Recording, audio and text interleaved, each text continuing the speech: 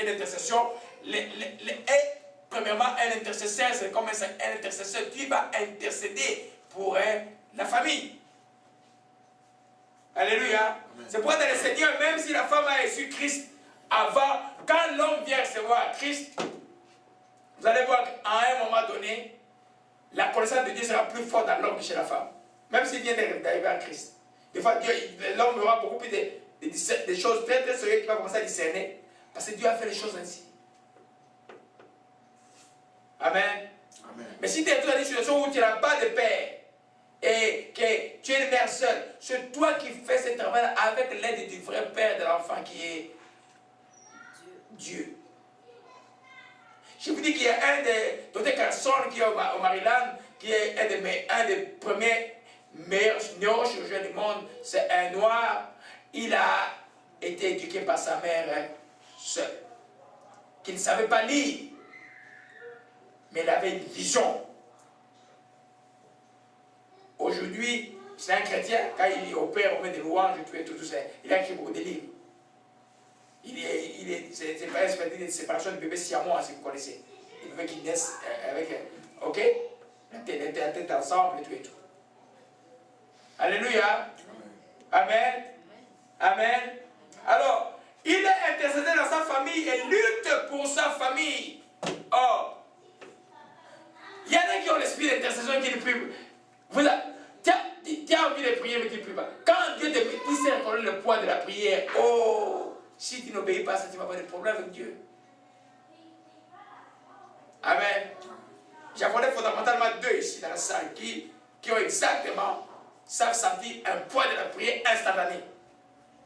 Mais souvent, ils regardent à gauche à droite de se mettre en prière. Alléluia. Quand tu es béni comme ça, là, tu réagis dans la prière. Tu es dans la famille. Alléluia. Amen. Voyons un peu, il y a un bon sacrificateur qui est aussi un prophète dans la Bible et c'est vraiment une histoire d'une famille qui a commencé avec une famille et qui a terminé avec une famille. Il s'appelle Job. Alléluia. Alors, on est dans Job chapitre 1, verset 5. Nous sommes en train de voir que le papa, toi papa, tu es un sacrificateur pour ta famille. Tu es l'intercesseur de ta famille. C'est pas comme on dit, ah, ma femme prie beaucoup. Laissez ces histoires de ma femme prie beaucoup. Amen. Les femmes, leurs prières, et là, il y a quelque chose qui m'a enseigné le matin. Les prières des femmes, souvent sont des prières de supplication. Souvent, ils touchent le cœur de Dieu par des supplications, ça prend du temps. Mais l'homme, quand il vient à Dieu, il s'est fait des déclarations, à la fois des prières de foi qui font une minute et le miracle est là. Alléluia. Il sait mettre, il sait que la mort entre dans la maison, il réagit directement et la mort est dehors. Alléluia. Amen. Job, chapitre 1, verset 5. Alléluia.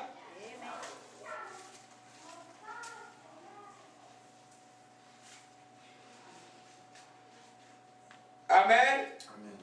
Qui va nous lire cela?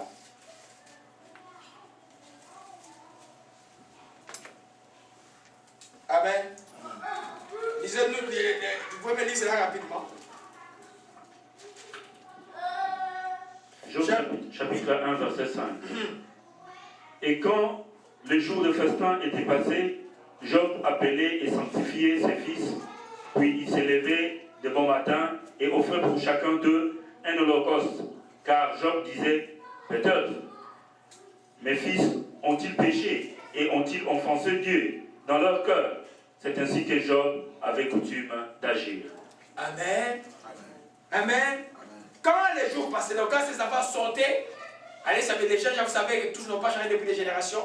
Même les enfants des passés, des fois, ils prennent la partie et font des choses qu'ils ne peuvent pas faire. Amen. Quand il revenait, il dit, ouh, peut-être ces jeunes gens ont péché.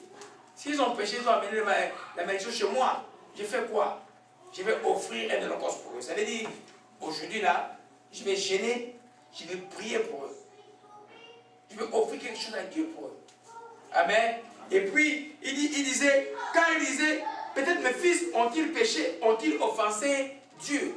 Le papa doit être quelqu'un qui ne veut pas offenser Dieu directement ou indirectement par la famille. Tu dois s'attirer ta maison par les saints de Dieu tous les jours. Quand tu vois les enfants sont un peu zigzagants, quand ils reviennent à la maison, tu pries pour eux.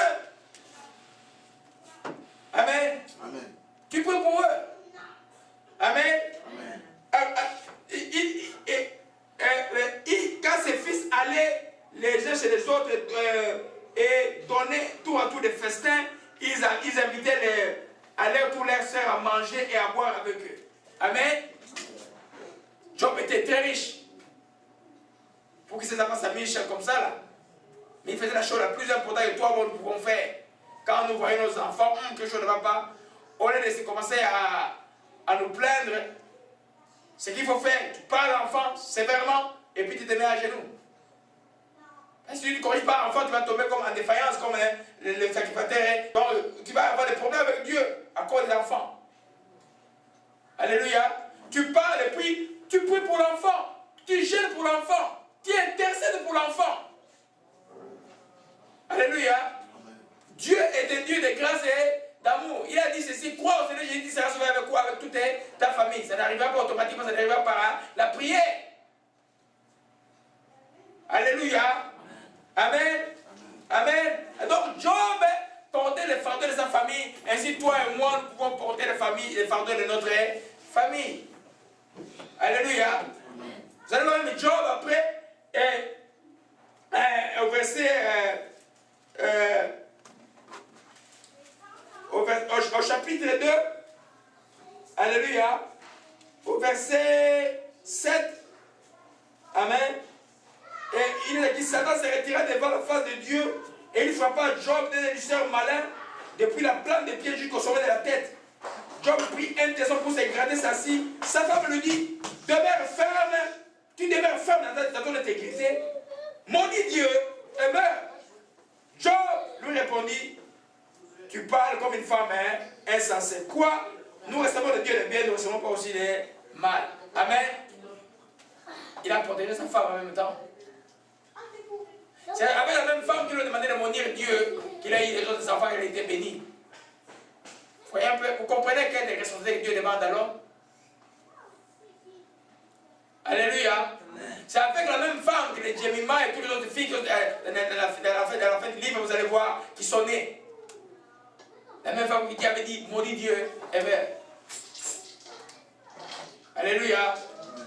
Amen. Amen. Donc, les papas prient, ils gênent, il restera fidèle à Dieu, quels que soient les troubles qui vont arriver dans la maison. Amen. C'est lui qui va dire, là, quand je vois là, ça devient le diable. Il prend autorité. Des fois, dans la maison, ça devient que ça devient, les intérêts sont partout là. Des fois, vous avez honte de chasser les diables. Chasse les diables à haute voix. Même des fois, la personne qui est devant toi, qui trouve qu'il n'est pas normal, là, qui est des gens, chasse les diables, dit, diable, sors de cette personne maintenant. Tu n'as pas de place dans ma maison. Alléluia. N'ayez pas honte du diable. Tu n'attaques pas la personne. Tu t'adresses à l'esprit. Vous vous souvenez de Paul avec la femme qui avait l'esprit de Python. Paul s'est retourné s'adresser à l'esprit. Tu peux t'adresser à n'importe quel esprit qui est dans la vie de ta femme ou de ton enfant. Comme ça, quand les troubles sont là, tu vas voir, le silence va être là. Alléluia. Amen. Mais tu ne t'inquiètes pas ta femme. Je connais quelqu'un qui ne t'inquiète pas ta femme. Je connais quelqu'un qui fait ça. Alléluia. Amen. Amen. Alléluia.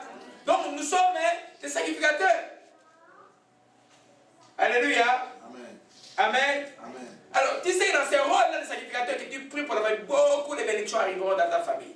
Peut-être la mort a été décidée depuis longtemps d'éternel pour ta famille. Parce que toi, tu fais un hold. Par la prière, il ne t'atteigne pas. Il n'atteigne pas tes enfants. C'est pas la prière, ce n'est pas une histoire d'une minute. C'est une vie. Alléluia. Amen. Amen. La Bible nous parle de cet Corneille dans Actes des Apôtres chapitre 10. Qui n'était pas juif, qui était un Romain, un centenaire romain. Mais qui priait tout le temps et qui donnait des aumônes aux gens. Jusqu'au jour là, un jour, un ange lui apparaît pour lui dire simplement que Dieu a exaucé tes prières. Il a exaucé tes prières et tes aumônes. Et c'est alors que Pierre est arrivé dans sa maison et c'était la première famille païenne à être sauvée. Qui priait C'était un homme. Alléluia. Aujourd'hui, beaucoup les hommes ont laissé la responsabilité de prier aux femmes. Ah, ma femme prie, elle va à l'église. Il y en a même quand la femme va à l'église, lui il va jouer au golf. Ça va marcher un temps. Un temps va, Dieu va te secouer. Alléluia. Amen. Amen. Donc nous sommes parce que la Bible dit que l'homme a été créé à l'image de Dieu, n'est-ce pas? Amen. Et il dit aussi que la tête de l'homme, chapitre 11, que la femme a été tirée, l'homme a été tiré de Dieu et la femme a été tirée à partir de l'homme. L'homme est soumis à Dieu et la femme est soumise à l'homme. Alléluia. C'est pourquoi Dieu nous demandera plus que les femmes. Quand il dit que, dans Éphésiens chapitre 5 par exemple, que aime ta femme comme Christ a aimé l'Église. Oh oh. Des fois, tu n'as pas envie d'aimer ta femme, des fois, il y a certaines choses. Hein. Des fois, tu vas à la tête, ton cœur est tellement tortueux, mais quand tu écoutes cette parole, c'est comme un marteau sur la tête. Tu n'as pas le choix d'aimer ta femme comme Christ a aimé l'Église. Christ il est mort pour la femme. Et nous pouvons mourir pour nos femmes, n'est-ce pas? Amen. Ah, pourquoi vous riez? Ah, amen. On parle même des femmes rebelles.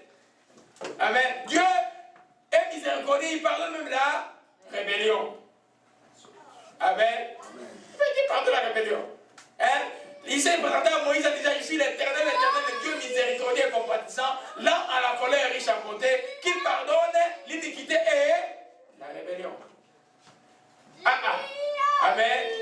Alors si Dieu pardonne la rébellion, l'homme aussi peut pardonner la rébellion. Amen. Parce que le pardon n'a pas de limite. Dieu est bon. Amen. Amen. Amen. Donc, un papa qui prie, non, une mère qui prie, comme j'ai dit, suppliera beaucoup Dieu. La prière, c'est pour des supplications. Parce que le cœur de la femme est rempli de miséricorde, des fois de compassion. Il suppliera beaucoup. Mais un homme qui connaît Dieu, il sait user l'autorité.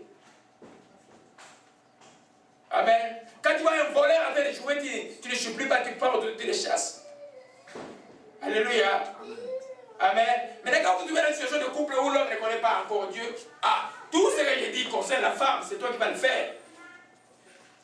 Parce que là, ton mari est sanctifié à cause de toi.